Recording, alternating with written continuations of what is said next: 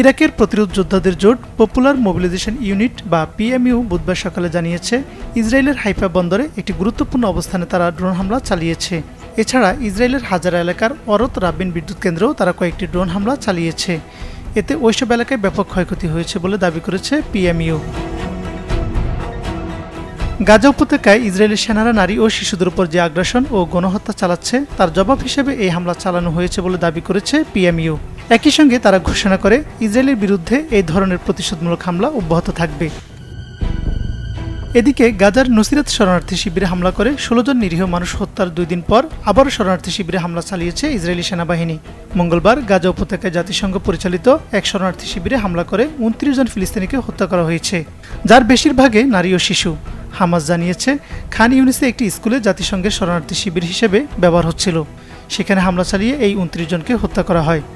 আল জাজিরার খবরে বলা হয়, গাজা সিটির সুজাইয়া, সাবরা ও তাল আল হাওয়ার মতো কয়েকটি এলাকায় অভিযান চালায় ইসরায়েলি বাহিনী। এ সময় বেশ কয়েকজন নিহত হয়। সব মিলিয়ে গত ২৪ ঘন্টায় অন্তত ৫০ জন ফিলিস্তিনিকে হত্যা করা হয়েছে। তবে ইসলামিক জিহাদ জানিয়েছে, তারা তাল আল হাওয়ায় ট্যাঙ্ক, বিধ্বংসী রকেট ও মোটর নিক্ষেপ করে ইসরায়েলি বাহিনীর সঙ্গে লড়াই করেছে। তাতে ইসরায়েলি বাহিনীতে হতাহতের ঘটনা ঘটেছে। এদিকে সিরিয়ার সঙ্গে সৌদি আরবের সম্পর্ক আরও ঘনিষ্ঠ হওয়ার ইঙ্গিত পাওয়া যাচ্ছে। ১২ বছর পর সিরিয়ান এয়ারলাইন্সের একটি যাত্রীবাহী বিমান সৌদি আরবে অবতরণ করেছে। সিরিয়ার রাষ্ট্রীয় বার্তা সংস্থা সানা জানিয়েছে, বুধবার সিরিয়ান এয়ারলাইন্সের একটি বিমান যাত্রী নিয়ে সৌদি আরবের রাজধানী রিয়াদের কিং খালেদ আন্তর্জাতিক বিমানবন্দরে অবতরণ করে। এর মধ্য দিয়ে সৌদি আরব ও সিরিয়ার মাঝে সরাসরি বাণিজ্যিক ফ্লাইট আবারও চালু হলো।